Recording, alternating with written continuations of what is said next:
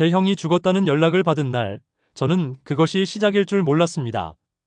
안녕하세요. 저는 김태수입니다.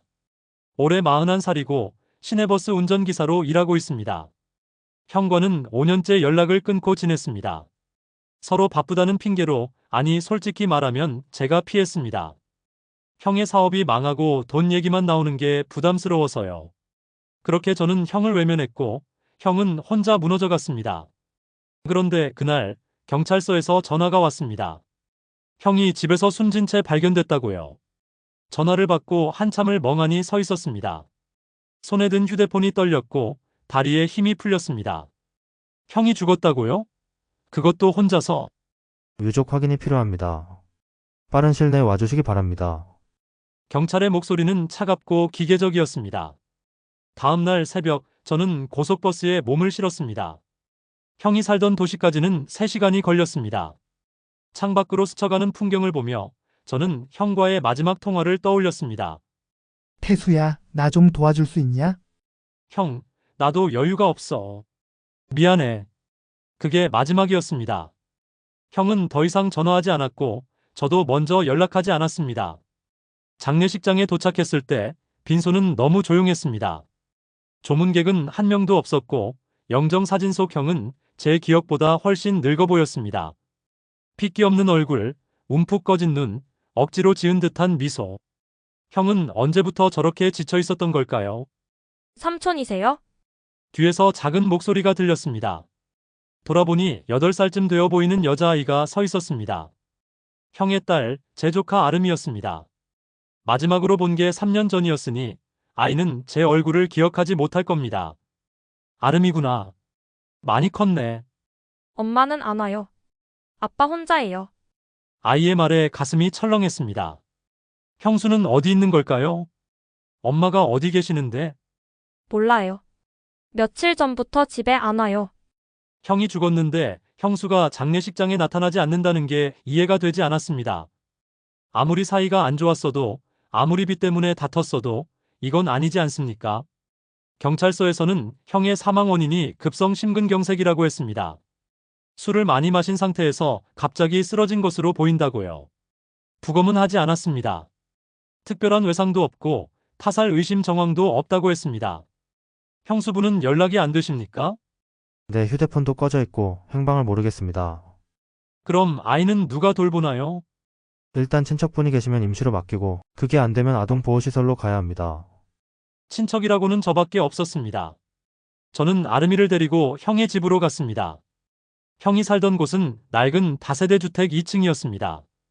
계단을 오르는데 페인트가 벗겨진 벽이 눈에 들어왔습니다. 복도에는 곰팡이 냄새가 났습니다. 현관문을 열자 퀴퀴한 냄새가 코를 찔렀습니다. 거실 바닥에는 소주병이 여러 개 널려 있었고 싱크대에는 설거지하지 않은 그릇들이 쌓여 있었습니다.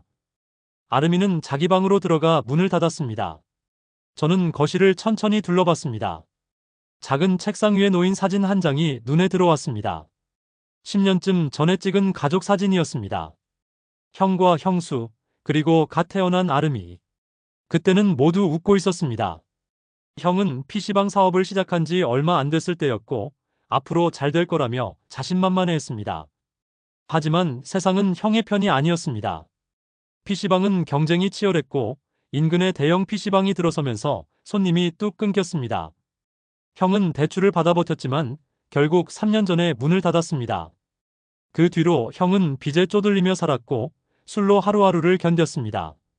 저는 냉장고를 열어봤습니다. 김치 한 통, 계란 몇 개, 그리고 비타민 음료 2병이 전부였습니다. 형은 술을 많이 마셔서 늘 숙취에 시달렸고 비타민 음료를 달고 살았습니다. 저도 형이 그걸 마시는 모습을 몇 번 본 적이 있습니다. 한 번은 제가 형을 찾아갔을 때 형이 소파에 누워서 비타민 음료를 들이키는 모습을 봤습니다. 이거 없으면 못 견디겠어. 속이 너무 쓰려서. 형의 목소리가 떠올랐습니다. 그때 형은 이미 많이 망가져 있었습니다.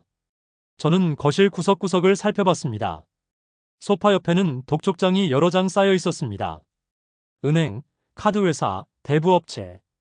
빚이 얼마나 많았는지 한눈에 알 수 있었습니다.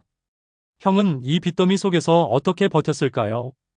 화장실에 들어가 보니 세면대에 형의 면도기와 칫솔이 그대로 놓여 있었습니다. 거울에는 물때가 잔뜩 끼어 있었고 욕조에는 머리카락이 배수구를 막고 있었습니다. 형은 이 집에서 혼자 씻고 혼자 자고 혼자 술을 마셨습니다. 아무도 돌봐주지 않는 채로 저는 형의 방으로 들어갔습니다. 침대는 헝클어져 있었고 이불은 구겨진 채로 바닥에 떨어져 있었습니다. 책상 위에는 담배꽁초가 가득한 재떨이가 놓여 있었고 옆에는 또 소주병이 한 개 있었습니다. 서랍을 열어보니 낡은 수첩 하나가 나왔습니다. 형의 필체로 빼곡히 적혀 있었습니다. 날짜별로 빚을 갚은 기록, 아름이 학원비, 생활비. 형은 이렇게 하나하나 적으며 버텨왔던 겁니다. 수첩 마지막 장에는 이런 글이 적혀 있었습니다. 아름이 미안해. 아빠가 너한테 아무것도 못 해줘서. 그래도 아빠는 너를 사랑한다. 가슴이 무너져 내렸습니다. 형은 마지막 순간까지 아름이를 생각했던 겁니다. 저는 옷장도 열어봤습니다. 형의 옷이 몇 벌 걸려 있었습니다. 낡고 색이 바랜 옷들이었습니다. 형은 자신에게는 돈을 쓰지 않았습니다. 아름이 학원비 내기에도 빠듯했을 테니까요. 옷장 구석에 상자 하나가 있었습니다. 열어보니 형의 옛날 물건들이 담겨 있었습니다. PC방 개업할 때 찍은 사진, 손님이 많았던 날의 매출 전표, 형수와 함께 찍은 여행 사진. 모두 행복했던 시절의 흔적들이었습니다. 그 중에 형과 제가 함께 찍은 사진도 하나 있었습니다. 20년 전쯤 우리가 아직 젊었을 때. 저는 군대 가기 전이었고 형은 첫 직장을 다닐 때였습니다. 우리는 팔짱을 끼고 웃고 있었습니다. 그때는 형제끼리 사이가 좋았습니다. 서로 의지하고 도왔습니다. 하지만 시간이 흐르며 우리는 멀어졌습니다. 각자 살기 바빴고 만날 시간도 없었습니다. 형이 힘들어할 때 저는 곁에 없었습니다. 형이 도움을 청했을 때 저는 외면했습니다. 저는 사진을 꼭 쥐고 주저앉았습니다. 눈물이 흘러내렸습니다. 형, 미안해요. 제가 너무 못났어요. 한참을 그렇게 앉아 있었습니다. 방 안은 고요했고 창밖으로는 차 소리만 들렸습니다. 삼촌, 아름이가 방문을 조금 열고 얼굴을 내밀었습니다. 손에 뭔가를 들고 있었습니다. 이거요.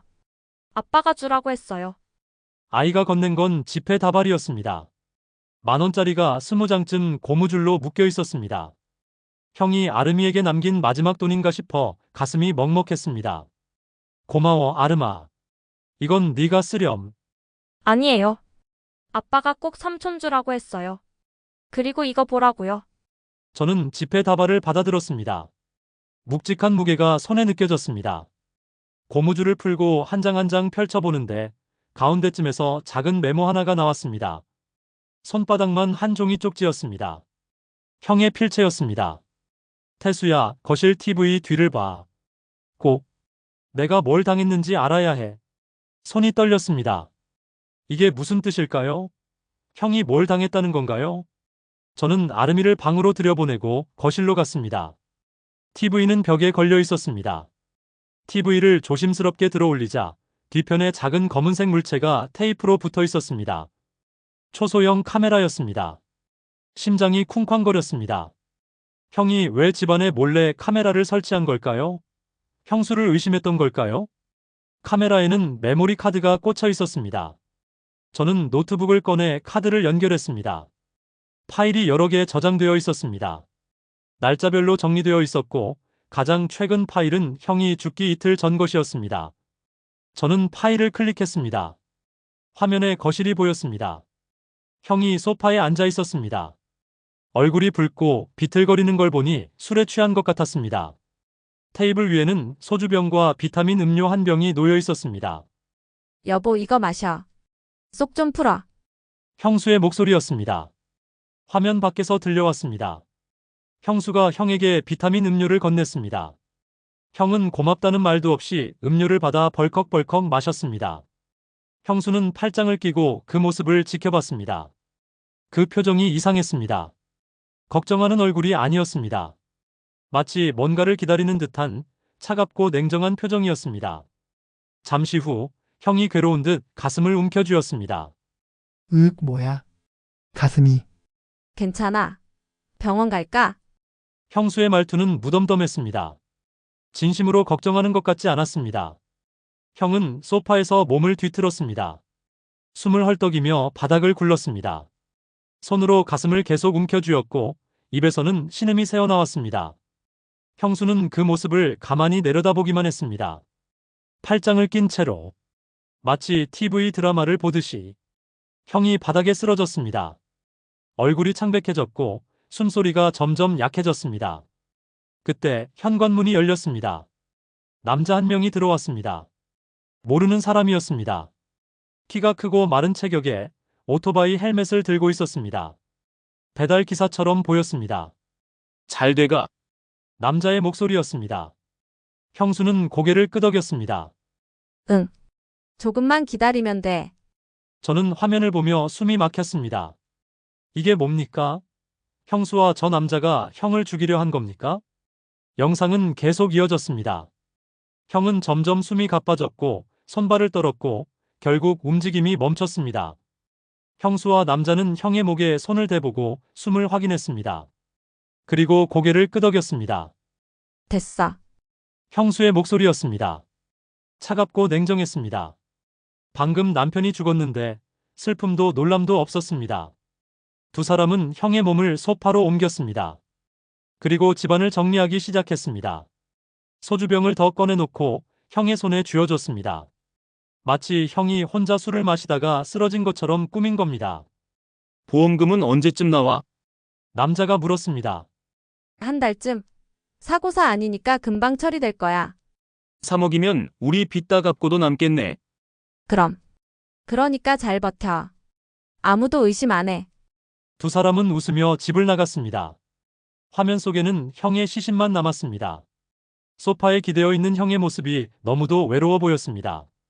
저는 노트북 화면을 멍하니 바라봤습니다. 온몸이 떨렸습니다. 손이, 다리가, 턱이 떨렸습니다. 심장이 터질 것 같았습니다. 이 개자식들이. 저는 주먹을 불끈 쥐었습니다. 손톱이 손바닥을 파고들었지만 아프지 않았습니다. 분노가 온몸을 타고 올라왔습니다. 머리끝까지 화가 치밀었습니다. 형은 타살당한 겁니다. 형수와 저 남자가 보험금을 노리고 형을 죽인 겁니다. 비타민 음료에 뭔가를 탔을 겁니다. 독극물이든 뭐든. 형은 그걸 의심도 없이 마셨고 그렇게 죽었습니다. 아내가 건넨 음료를 믿고 마셨고 그 아내는 남편이 죽어가는 걸 지켜보기만 했습니다. 저는 영상을 멈추고 다시 재생했습니다. 형수가 음료를 건네는 장면, 형이 마시는 장면, 쓰러지는 장면. 한 프레임 한 프레임 천천히 돌려봤습니다. 형의 표정, 형수의 표정, 남자의 표정. 모두 또렷하게 보였습니다. 형. 저는 주먹으로 책상을 내리쳤습니다. 노트북이 흔들렸고 물컵이 넘어졌습니다. 물이 책상 위로 쏟아졌지만 신경 쓰지 않았습니다. 왜 이렇게 된 거예요? 왜 형수가, 왜 그 남자가? 눈물이 쏟아졌습니다. 형의 얼굴이 자꾸 떠올랐습니다. 화면 속에서 괴로워하던 형의 모습이, 바닥에 쓰러진 형의 모습이 계속 눈앞에 아른거렸습니다. 형은 5년 동안 혼자 버텨왔습니다. 사업 실패로 빚더미에 앉았고, 형수는 돈 타령만 했고, 저는 외면했습니다. 형은 그런 외로움 속에서 술로 하루하루를 견뎠고, 결국 가장 믿어야 할 사람에게 배신당해 죽었습니다. 저는 소파에 주저앉아 머리를 감싸 쥐었습니다. 온몸이 떨렸습니다. 분노인지 슬픔인지 알 수 없는 감정이 몸속을 휘저었습니다. 제가 그때 형 전화 받았어야 했는데, 제가 도와줬어야 했는데, 후회가 밀려왔습니다. 형이 마지막으로 전화했을 때 저는 바쁘다며 끊어버렸습니다. 형이 도움을 청했을 때 저는 외면했습니다. 그리고 형은 혼자 남았습니다. 아무도 믿을 수 없는 상황에서 형은 카메라를 설치하고 메모를 남기는 것 말고는 할 수 있는 게 없었습니다.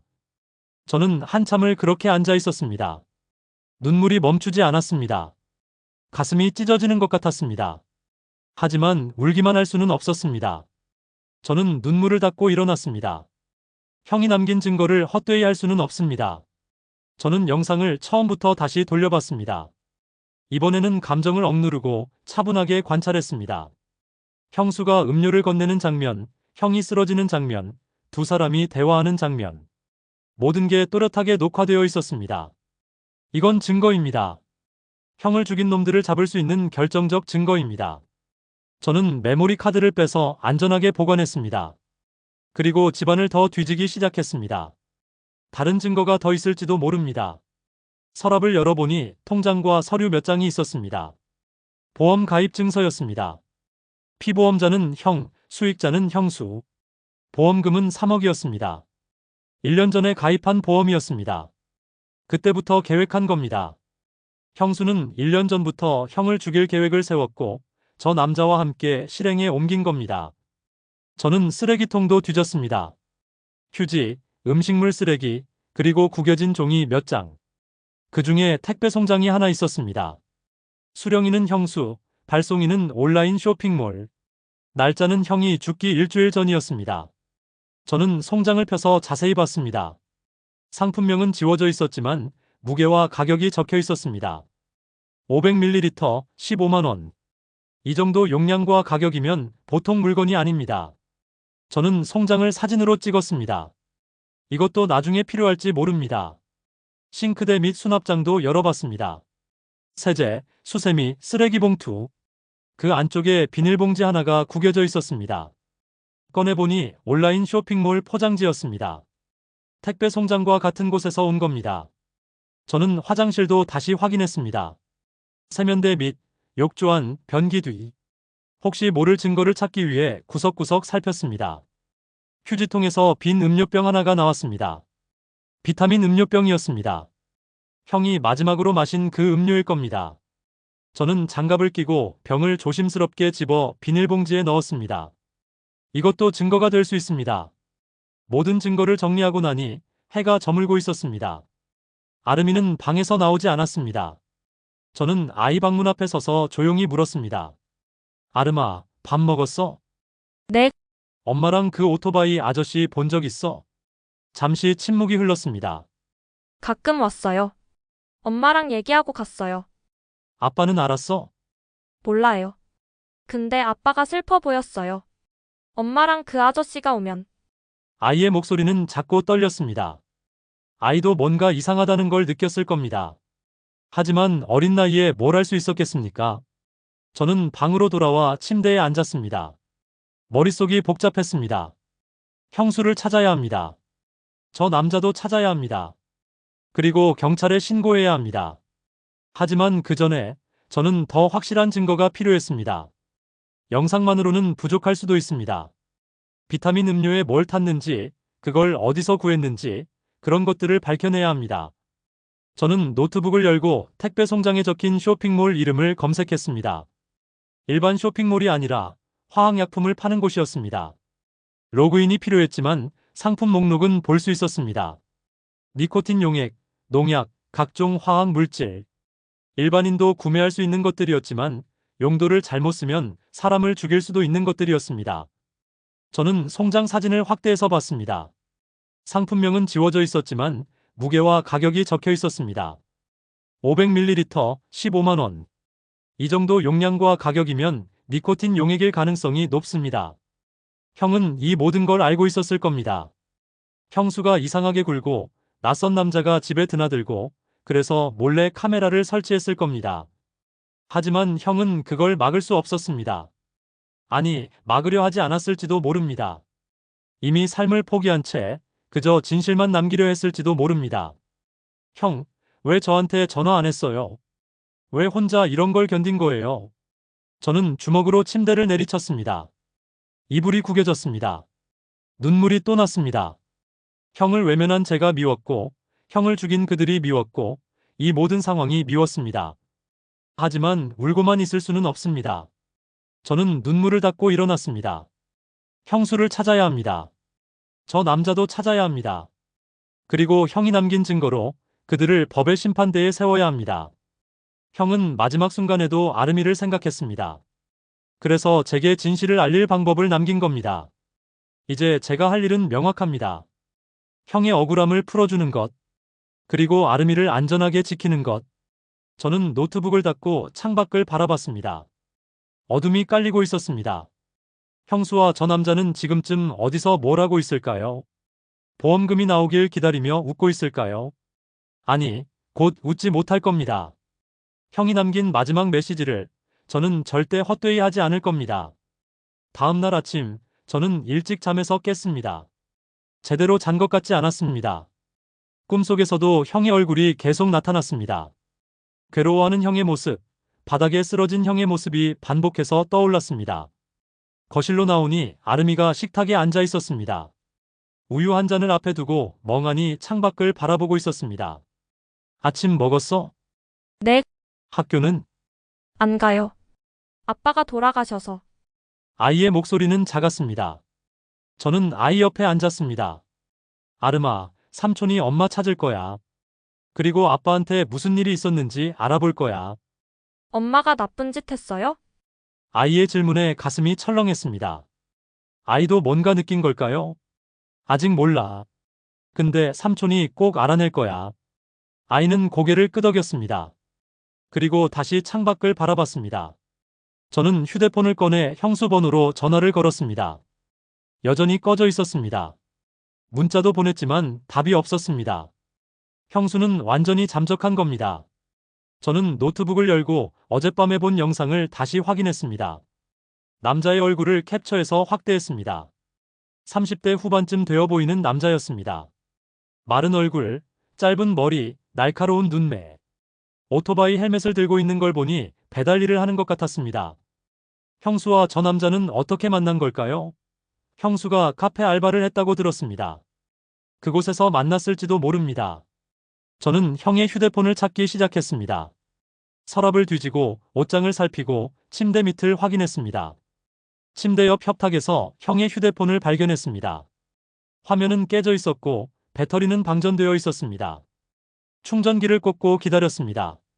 잠시 후 화면이 켜졌습니다. 비밀번호가 필요했습니다. 저는 아름이 생일을 눌러봤습니다. 틀렸습니다. 형의 생일도 틀렸습니다. 형수 생일은 어땠을까요? 그것도 틀렸습니다. 그때 문득 생각이 났습니다. 형과 제가 어렸을 때 살던 집 번호. 저는 그 번호를 눌러봤습니다.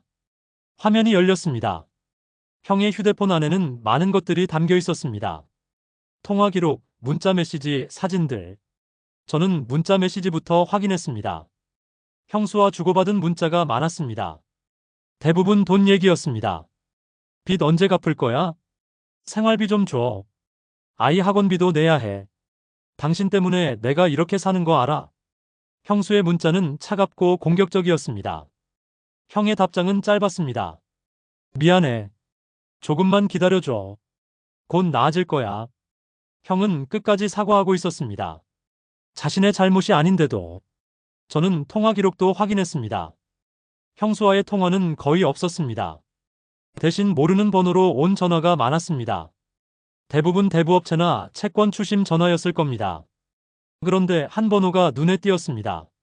3개월 전부터 반복적으로 나타나는 번호였습니다. 통화 시간은 짧았습니다. 1분, 2분. 형이 누군가를 확인하려고 전화한 것 같았습니다. 저는 그 번호를 메모했습니다. 나중에 확인해 봐야겠습니다. 사진첩도 열어봤습니다. 아름이 사진이 많았습니다.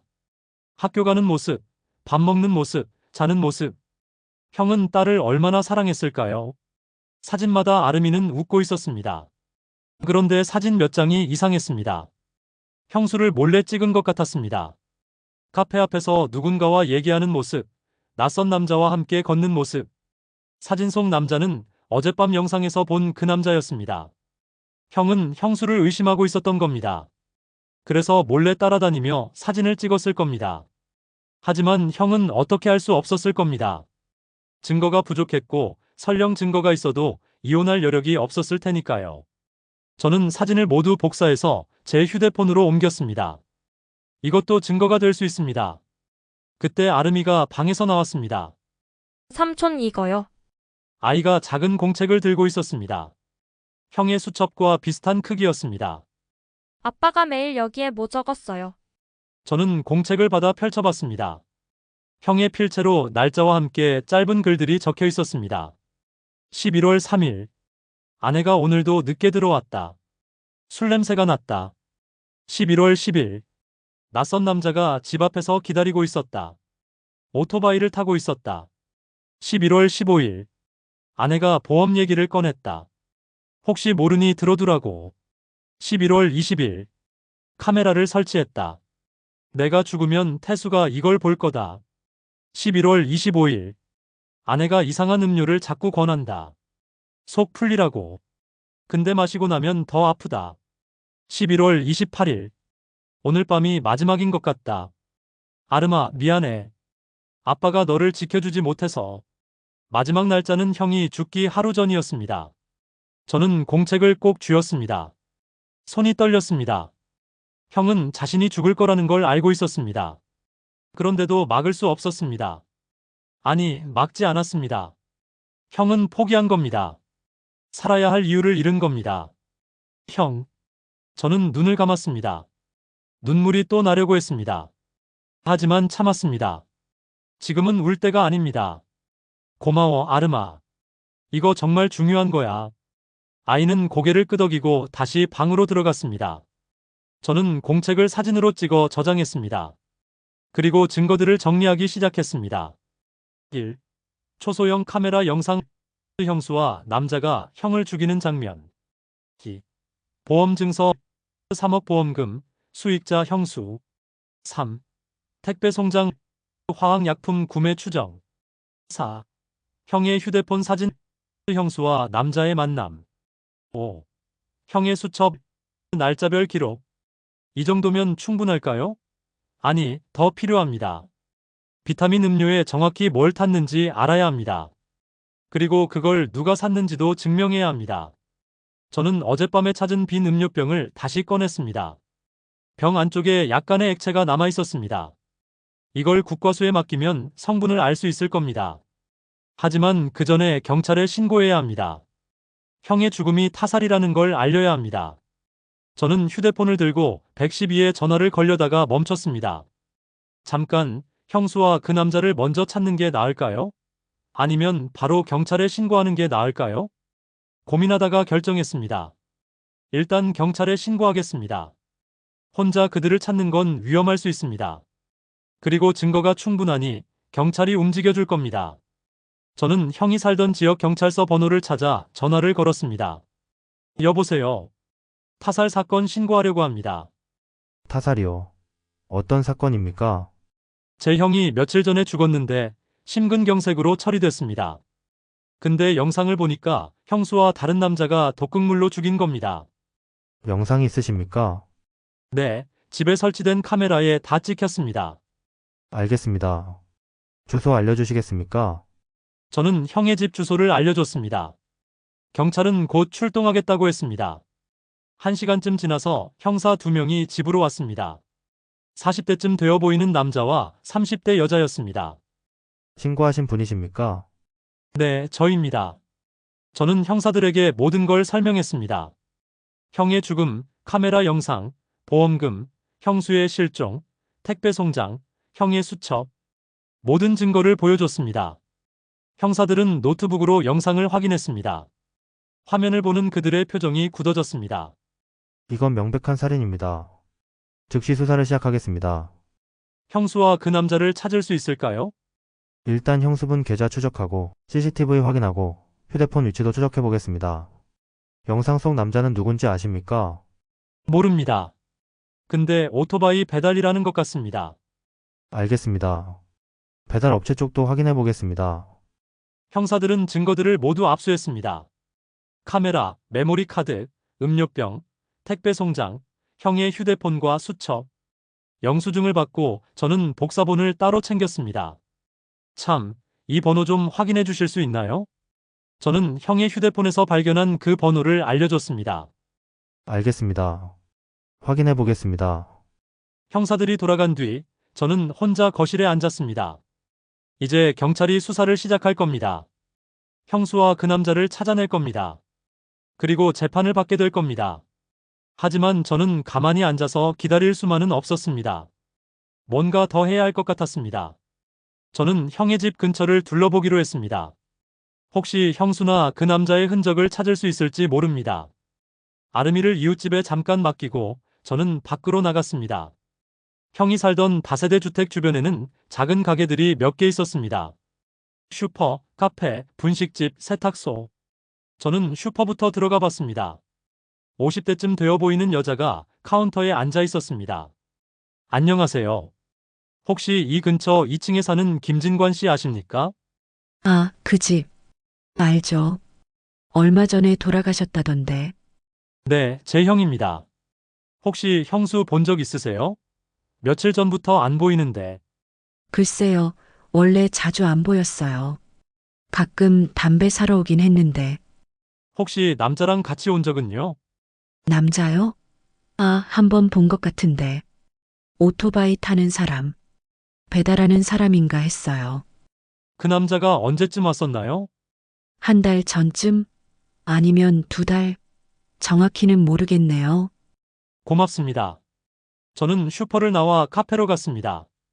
형수가 알바했다던 곳입니다. 작은 카페였습니다.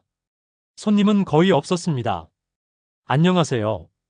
혹시 여기서 일했던 김미정 씨 아십니까? 카운터에 있던 20대 여자가 고개를 끄덕였습니다. 네, 알아요. 근데 한 달 전에 그만뒀어요. 갑자기 그만뒀나요? 네, 어느 날 연락도 없이 안 나오더라고요. 전화해도 안 받고. 혹시 여기서 남자 만난 적 있나요? 오토바이 타는 사람. 여자는 잠시 생각하더니 고개를 끄덕였습니다. 아, 맞다. 그 사람. 자주 왔었어요. 배달 끝나고 커피 마시러. 미정 언니랑 친한 것 같았어요. 그 사람 이름 아세요? 글쎄요, 이름까지는 모르겠어요.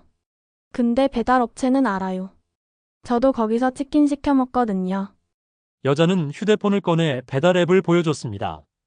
치킨집 이름과 전화번호가 나왔습니다. 고맙습니다. 저는 카페를 나와 휴대폰으로 치킨집에 전화를 걸었습니다. 여보세요. 치킨 주문하시려고요? 아니요.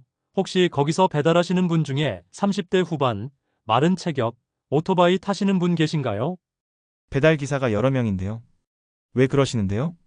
제가 배달받았는데 물건을 놓고 가셔서요. 돌려드리려고요. 아, 그러시구나. 그럼 가게로 오시면 안 될까요? 네, 알겠습니다. 주소 좀 알려주세요. 저는 주소를 받아 적었습니다.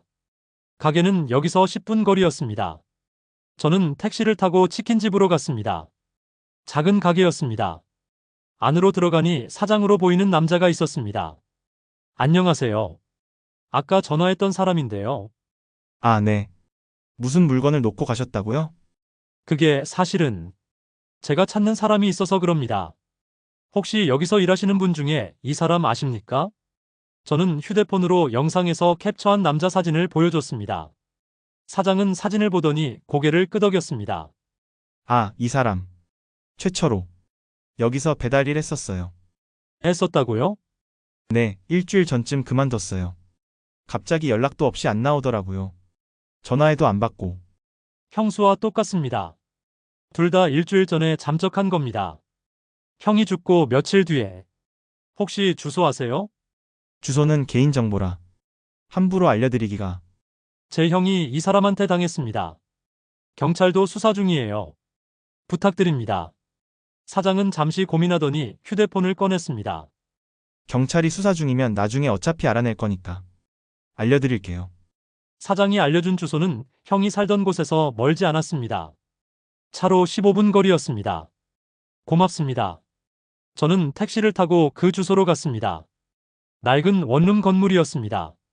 4층에 최철호의 방이 있었습니다. 저는 계단을 올라가 문을 두드렸습니다. 반응이 없었습니다. 다시 두드렸습니다. 여전히 아무 소리도 들리지 않았습니다. 저는 문손잡이를 돌려봤습니다. 잠겨 있었습니다. 그때 옆방 문이 열렸습니다. 60대쯤 되어 보이는 남자가 나왔습니다. 누구 찾으세요? 안녕하세요. 혹시 옆방에 사는 사람 본 적 있으세요? 최 씨, 일주일째 안 보이던데요. 원래 밤에만 들어오는 사람이라 자주 보진 못했지만, 혹시 여자랑 같이 있는 거 본 적은요? 여자? 글쎄 한두 번 본 것 같기도 한데, 정확히는 모르겠네요. 고맙습니다. 저는 계단을 내려왔습니다. 형수와 최철호는 함께 도망친 게 분명합니다. 하지만 어디로 갔을까요? 저는 다시 형의 집으로 돌아왔습니다. 아름이를 데려오고 저녁을 준비했습니다. 냉장고에 있는 계란과 김치로 간단히 볶음밥을 만들었습니다. 맛있어요. 아름이가 작게 말했습니다. 저는 아이를 보며 미안한 마음이 들었습니다. 이 어린아이가 얼마나 많은 걸 겪었을까요? 아빠가 죽고 엄마는 사라지고 이제 삼촌과 둘이 남았습니다. 아름아, 조금만 참아. 삼촌이 다 해결할게. 네. 아이는 고개를 끄덕이고 밥을 먹었습니다. 밤이 되자 형사에게서 전화가 왔습니다. 김태수 씨 확인할 게 있어서 연락드립니다. 네, 말씀하세요. 형수분과 최철호라는 남자의 계좌 추적 결과 일주일 전까지 ATM에서 돈을 인출한 기록이 있습니다. 그 이후로는 사용 내역이 없습니다. 그럼 현금을 들고 도망친 거네요. 그런 것 같습니다. 그리고 휴대폰 위치 추적도 해봤는데 모두 꺼져 있습니다. CCTV는 확인 중입니다. 택배 송장은요? 거기서 뭘 샀는지 확인됐나요? 네, 쇼핑몰 측에 협조 요청했고 구매 내역을 받았습니다. 니코틴 용액 500ml를 구매한 게 맞습니다. 역시 그리고 형님 사체를 부검했습니다. 혈액에서 고농도 니코틴이 검출됐습니다. 치사량의 3배가 넘습니다. 저는 주먹을 쥐었습니다. 형은 그렇게 고통스럽게 죽은 겁니다. 빨리 잡아주세요. 제발. 최선을 다하겠습니다. 곧 연락드리겠습니다. 전화를 끊고 저는 창밖을 바라봤습니다. 어둠 속에서 형수와 최철호는 어디에 숨어 있을까요? 보험금을 기다리며 언제 나올까 조바심치고 있을까요? 아니, 이미 눈치챘을지도 모릅니다. 경찰이 수사를 시작한 걸. 그래서 더 깊이 숨었을 겁니다. 저는 노트북을 열고 형수의 SNS를 확인해 봤습니다. 계정은 있었지만 일주일 전부터 아무 글도 올리지 않았습니다. 친구 목록을 보니 최철호로 보이는 계정이 있었습니다. 그것도 일주일 전부터 활동이 없었습니다. 저는 최철호의 계정을 자세히 살펴봤습니다. 올린 사진들을 보니 오토바이 사진, 배달 사진, 치킨집 사진, 그리고 몇 달 전 사진 중에 형수와 함께 찍은 사진이 있었습니다. 둘이 카페에서 커피를 마시며 웃고 있었습니다. 댓글도 달려 있었습니다. 요즘 좋은 일 있나 봐요. 부럽네요. 형수와 최철호는 이미 몇 달 전부터 사귀고 있었던 겁니다. 형이 죽어가는 동안 둘은 사랑을 속삭이고 있었던 겁니다. 저는 이를 악물었습니다. 분노가 다시 치밀어 올랐습니다. 하지만 참았습니다. 지금은 냉정해야 합니다. 그때 휴대폰이 울렸습니다. 모르는 번호였습니다. 저는 전화를 받았습니다. 여보세요? 태수 씨 맞죠? 여자 목소리였습니다. 형수였습니다. 심장이 쿵쾅거렸습니다. 저는 최대한 침착하게 대답했습니다. 형수, 어디 있어요? 그건 중요하지 않아요. 내가 전화한 건 경고하려고요. 경고. 경찰한테 뭐라고 한 거 알아요. 근데 그거 소용없어요. 증거가 있다고 해도 우리를 못 잡을 거예요. 형을 죽였잖아요. 그것도 모자라 보험금까지 노렸잖아요. 죽였다니 그냥 빨리 보낸 거죠. 어차피 진간 오빠는 오래 못 살았어요. 술만 마시고 빚만 늘리고. 차라리 보험금으로 아이 키우는 게 낫죠. 형수의 목소리는 차갑고 냉정했습니다. 죄책감이라고는 전혀 느껴지지 않았습니다. 아름이는 어떻게 할 거예요? 딸을 버리고 도망친 거예요? 아름이는 알아서 크겠죠. 어차피 나도 힘들었어요. 정말 못된 사람이네요. 뭐라고 하든 상관없어요. 우리는 안 잡혀요. 그러니까 쓸데없는 짓 그만하세요.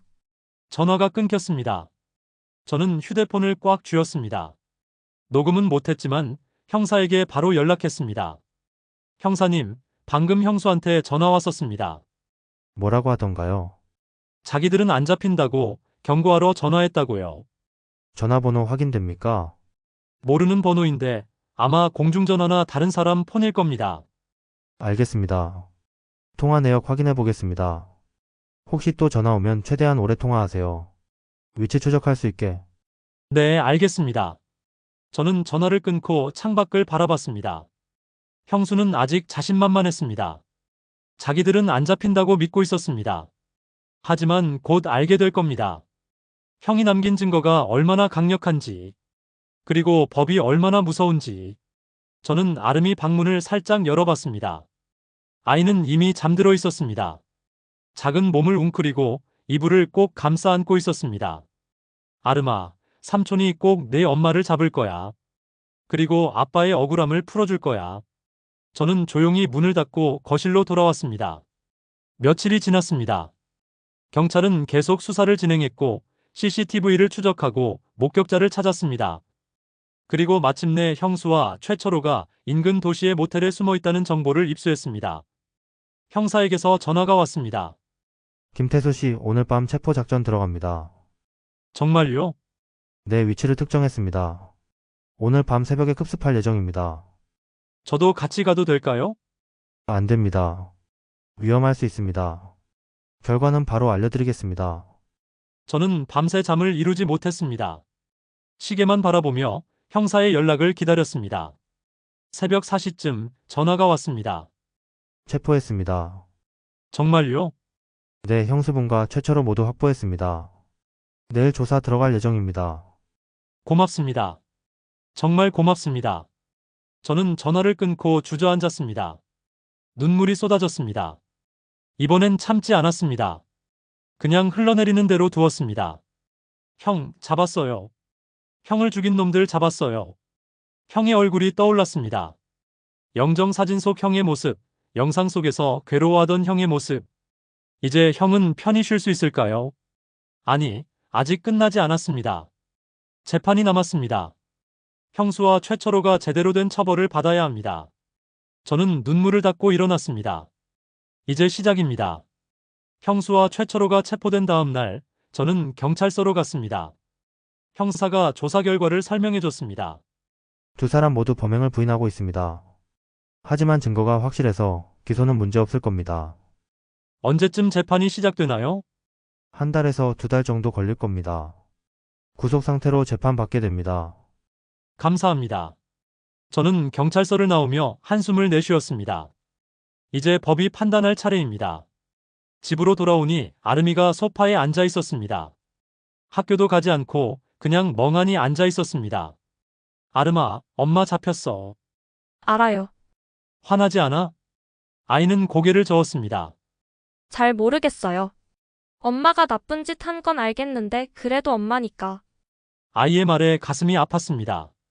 8살 아이가 이런 상황을 어떻게 이해할 수 있겠습니까? 아빠는 죽고 엄마는 범인이고 이제 혼자 남았습니다. 삼촌이 아름이 돌봐줄게. 삼촌도 바쁘잖아요. 바빠도 괜찮아. 아름이가 더 중요해. 아이는 작게 미소 지었습니다. 오랜만에 보는 웃음이었습니다. 그날부터 저는 아름이와 함께 지냈습니다. 학교에 데려다주고 저녁을 준비하고 숙제를 도와줬습니다. 제 일도 신경 써야 했지만 아름이가 우선이었습니다. 한 달쯤 지나자 검찰에서 연락이 왔습니다.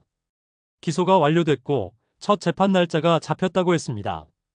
재판 당일 저는 정장을 입고 법원으로 갔습니다. 아름이는 데려가지 않았습니다. 아이가 엄마를 보는 건 너무 가혹할 것 같았습니다. 법정안은 조용했습니다. 방청석에는 사람이 몇 명 없었습니다. 검사석, 변호사석, 그리고 피고인석. 형수와 최철호가 수갑을 찬 채 들어왔습니다. 형수는 많이 야윈 것 같았습니다. 얼굴은 창백했고 눈 밑에는 다크서클이 짙었습니다. 최철호도 마찬가지였습니다. 고개를 숙인 채 시선을 바닥에 고정하고 있었습니다. 재판장이 입장했습니다. 제1회 공판을 시작하겠습니다. 피고인 김미정, 최철호는 피해자 김진관을 살해한 혐의로 기소되었습니다. 검사, 공소 사실을 진술하십시오. 검사가 일어나 차분하게 말했습니다. 피고인들은 공모하여 2024년 11월 28일 피해자에게 니코틴 용액을 탄 음료를 먹여 살해했습니다. 동기는 3억 원의 보험금입니다. 피고인 김미정은 피해자의 배우자로서 보험금 수익자였고 피고인 최철호는 김미정과 내연 관계로 범행을 함께 계획하고 실행했습니다. 검사는 증거들을 하나씩 제시했습니다. CCTV 영상, 니코틴 구매 내역, 부검 결과, 형의 수첩, 보험 증서. 모든 증거가 법정에 제출됐습니다. 영상이 재생됐습니다. 법정 안 스크린에 형이 쓰러지는 장면이 나왔습니다. 형수가 음료를 건네는 장면, 형이 괴로워하는 장면, 최철호가 들어오는 장면. 저는 화면을 보며 주먹을 쥐었습니다. 다시 봐도 분노가 치밀었습니다. 재판장이 피고인들에게 물었습니다. 피고인들 공소 사실을 인정합니까? 형수의 변호사가 일어났습니다. 피고인은 범행을 부인합니다. 영상은 조작된 것일 수 있고 니코틴 구매는 다른 용도였습니다. 다른 용도라니 구체적으로 무엇입니까? 해충 제거용이었습니다. 검사가 반박했습니다. 해충 제거용으로 500ml나 되는 고농도 니코틴이 필요합니까? 그것도 일반 가정집에서. 형수의 변호사는 말문이 막혔습니다. 최철호의 변호사도 일어났습니다. 피고인 최철호는 김미정의 지시를 따랐을 뿐입니다. 주도적 역할은 하지 않았습니다. 검사가 다시 반박했습니다. 증거에 따르면 니코틴을 구매한 사람은 최철호입니다. 그리고 영상을 보면 범행 당일 현장에 나타나 김미정과 함께 피해자의 사망을 확인했습니다. 이것이 주도적 역할이 아니고 무엇입니까? 재판은 2시간 넘게 이어졌습니다. 검사는 증거를 하나씩 제시했고 변호사들은 반박했지만 증거는 너무나 명확했습니다. 마지막으로 재판장이 저를 증인으로 불렀습니다. 증인은 피해자의 동생이시죠? 네, 그렇습니다. 피해자에 대해 말씀해 주시겠습니까? 저는 심호흡을 하고 말했습니다. 제 형은 착한 사람이었습니다. 사업이 망하고 빚에 시달렸지만 끝까지 가족을 지키려고 했습니다. 술을 마신 건 괴로워서였고 형수에게 폭력을 휘두른 적도 없습니다. 그런 형을 가장 믿었던 사람이 배신하고 죽였습니다. 제 목소리가 떨렸습니다. 눈물이 나려고 했지만 참았습니다. 형은 마지막 순간에도 딸을 생각했습니다. 저한테 진실을 알리려고 카메라를 설치하고 메모를 남기고 수첩에 기록했습니다. 형이 얼마나 무서웠을까요? 아내가 자신을 죽이려 한다는 걸 알면서도 막을 수 없었을 겁니다. 그 고통이 얼마나 컸을까요? 저는 형수를 바라봤습니다. 형수는 고개를 숙인 채 아무 말도 하지 않았습니다. 형수, 왜 그랬어요? 형이 뭘 잘못했어요? 사업이 망한 건 형 잘못이 아니잖아요. 빚이 많았어도 형은 갚으려고 노력했잖아요. 그런데 왜 죽였어요? 보험금 때문에? 3억 때문에 사람을 죽였어요? 형수가 고개를 들었습니다. 눈에는 눈물이 고여 있었습니다. 미안해요. 미안하다고요? 그 말로 끝이에요? 형은 돌아오지 않아요. 아름이는 엄마 없이 살아야 해요. 미안하다는 말로 다 되는 거예요? 저는 목소리를 높였습니다. 법정안이 잠시 조용해졌습니다. 재판장이 조용히 말했습니다. 증인 진정하십시오. 죄송합니다. 저는 자리에 앉았습니다. 손이 떨렸습니다. 재판은 그렇게 끝났습니다. 다음 재판 날짜가 잡혔고 저는 법원을 나왔습니다. 밖으로 나오니 해가 지고 있었습니다. 저는 한참을 서서 하늘을 바라봤습니다. 형은 지금 어디에 있을까요? 편히 쉬고 있을까요? 두 번째 재판에서는 추가 증인들이 나왔습니다. 치킨집 사장, 카페 알바생, 슈퍼 주인. 모두 형수와 최철호의 관계를 증언했습니다. 세 번째 재판에서는 검사가 구형을 요구했습니다. 피고인 김미정에게 무기징역을, 피고인 최철호에게 징역 25년을 구형합니다. 무기징역. 형수는 평생 감옥에서 살게 될 겁니다. 최철호도 마찬가지입니다. 그리고 한 달 후 선고 공판이 열렸습니다. 법정은 긴장감으로 가득했습니다. 재판장이 판결문을 읽기 시작했습니다. 피고인 김미정은 배우자를 살해한 죄로 무기징역에 처한다. 피고인 최철호는 살인 방조 및 공모 혐의로 징역 20년에 처한다. 무기징역 20년. 두 사람은 오랫동안 감옥에 있을 겁니다. 형수는 그 자리에서 무너졌습니다. 바닥에 주저앉아 울기 시작했습니다. 최철호는 멍하니 앞만 바라봤습니다. 얼굴은 창백했고 입술은 파르르 떨렸습니다. 저는 자리에서 일어나 법정을 나왔습니다. 복도에 나오자 다리에 힘이 풀렸습니다. 벽에 기대어 서서 눈을 감았습니다. 끝났습니다. 형을 죽인 사람들이 벌을 받았습니다. 저는 휴대폰을 꺼내 형의 사진을 봤습니다. 영정사진으로 쓴 그 사진. 형은 억지로 웃고 있었지만 눈은 슬퍼 보였습니다. 형, 이제 편히 쉬세요. 형을 죽인 사람들 다 잡혔어요. 법으로 벌 받았어요. 눈물이 흘러내렸습니다. 이번에는 참지 않았습니다. 그냥 흐르는 대로 두었습니다. 한참을 울고 나서 저는 눈물을 닦고 법원을 나왔습니다. 집으로 돌아가는 길에 형이 묻힌 묘지에 들렀습니다. 형의 묘는 작은 언덕 위에 있었습니다. 묘비에는 형의 이름과 생년월일이 새겨져 있었습니다. 저는 묘 앞에 앉아 소주 한 병을 땅에 부었습니다. 형, 저 왔어요. 재판 끝났어요. 형수는 무기징역 받았고 최철호는 20년 받았어요. 이제 형 편히 쉴 수 있어요. 바람이 불었습니다. 나뭇잎이 흔들리고 풀이 흔들렸습니다. 마치 형이 대답하는 것 같았습니다. 형, 제가 그때 형 전화 받았어야 했는데. 제가 도와줬어야 했는데. 정말 미안해요. 저는 머리를 숙였습니다. 눈물이 또 나왔습니다. 앞으로 아름이는 제가 돌볼게요. 형이 못해준 거 제가 대신 해줄게요. 걱정하지 마세요. 한참을 그렇게 앉아있다가 저는 일어났습니다. 묘를 한 번 더 바라보고 천천히 발걸음을 옮겼습니다. 며칠 후 저는 아동보호 상담사를 만났습니다. 아름이의 앞으로의 삶에 대해 의논하기 위해서였습니다. 아이 친척이 따로 없으신가요? 제가 유일합니다. 그럼 위탁 양육을 신청하시는 게 좋겠습니다.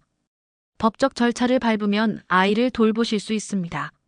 제가 버스 운전기사라 낮에는 일을 나가야 하는데 괜찮을까요? 방과 후 돌봄 서비스를 이용하시면 됩니다. 그리고 주말에는 함께 시간을 보내시면 돼요. 알겠습니다.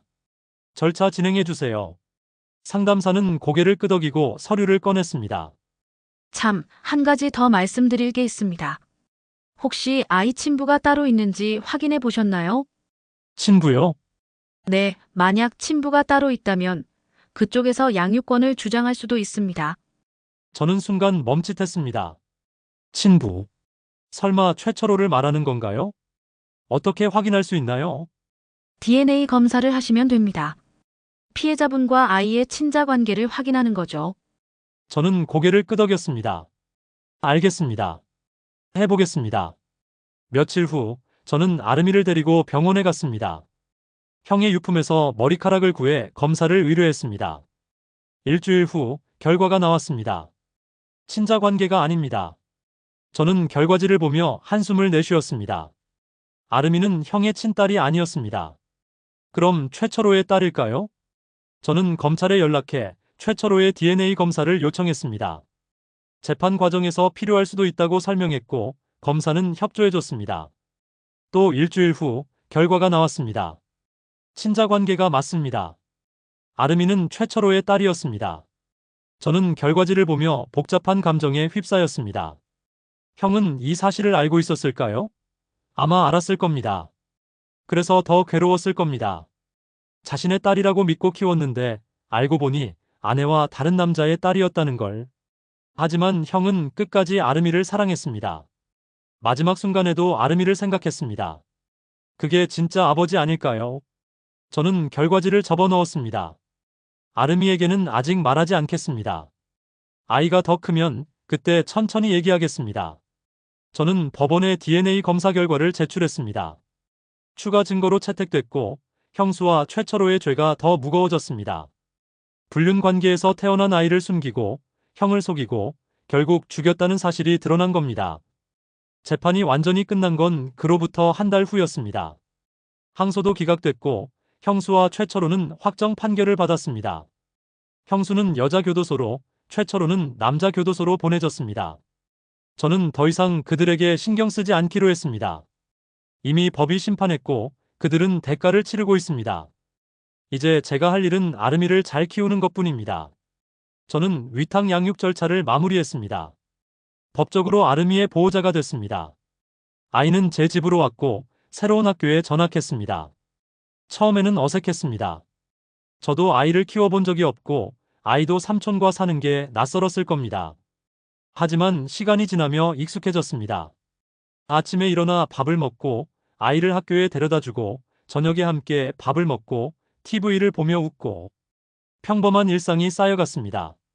어느 날 아름이가 물었습니다. 삼촌, 엄마는 언제 나와요? 한참 후에 아주 오래 걸릴 거야. 그럼 나는 계속 삼촌이랑 살아요? 그래. 아름이가 원하면. 좋아요. 삼촌 좋아요.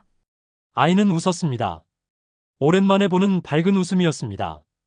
저는 아이의 머리를 쓰다듬었습니다. 삼촌도 아름이 좋아. 그날 밤 저는 다시 형의 묘지를 찾았습니다. 묘 앞에 앉아 조용히 말했습니다. 형, 아름이 잘 크고 있어요. 학교도 잘 다니고 친구들도 사귀고. 걱정하지 마세요. 바람이 불었습니다. 따뜻한 바람이었습니다. 형, 저는 이제 알았어요. 가족이 뭔지. 형이 왜 끝까지 아름이를 지키려 했는지. 피가 섞이지 않아도 사랑하면 가족인 거죠. 저는 눈을 감았습니다. 형의 얼굴이 떠올랐습니다. 이번에는 웃고 있었습니다. 편안하게, 행복하게. 형, 이제 정말 편히 쉬세요. 저는 법으로 싸웠어요. 형이 원하던 대로. 그리고 아름이를 지킬 거예요. 형이 하지 못한 걸 제가 대신 할게요. 저는 일어나 묘에 절을 했습니다. 그리고 천천히 발걸음을 옮겼습니다. 집으로 돌아가는 길 하늘을 올려다봤습니다. 별이 반짝이고 있었습니다. 형도 저 별들 중 하나가 되었을까요? 아름이를 지켜보고 있을까요? 저는 작게 미소 지었습니다. 집에 도착하니 아름이가 거실에서 숙제를 하고 있었습니다. 삼촌 어디 갔다 와요? 응, 아빠 묘지 다녀왔어. 나도 같이 갈 걸 그랬어요. 다음에 같이 가자. 주말에. 네. 아이는 환하게 웃었습니다. 저는 아이 옆에 앉아 숙제를 도와줬습니다. 수학 문제를 풀고 국어책을 읽고 그림을 그렸습니다. 평범한 일상이었습니다. 특별할 것 없는 저녁이었습니다. 하지만 이 평범함이 얼마나 소중한지 저는 이제 알았습니다. 형은 이 평범한 일상을 지키려 했습니다. 빚에 시달리고 술로 하루를 견디면서도 딸과 함께하는 평범한 시간을 지키려 했습니다. 그런데 그 평범함을 빼앗긴 겁니다. 가장 믿었던 사람에게. 저는 형이 지키지 못한 평범함을 이제 제가 지키겠습니다. 아름이와 함께 웃고 밥 먹고 살아가는 이 평범한 일상을. 형이 원했던 그 일상을. 삼촌 배고파요. 그래? 뭐 먹을까? 라면. 좋아, 라면 끓여줄게. 저는 부엌으로 가서 라면을 끓였습니다. 아름이는 식탁에 앉아 기다렸습니다. 라면이 끓는 소리, 아이의 웃음소리, TV에서 흘러나오는 음악. 모든 게 평범했습니다. 하지만 이 평범함이 저에게는 가장 큰 행복이었습니다. 형, 저는 형이 남긴 것들을 지킬 거예요. 아름이를 지키고, 이 평범한 일상을 지키고, 형의 기억을 지킬 거예요. 그것이 제가 할 수 있는 형에게 하는 마지막 약속입니다.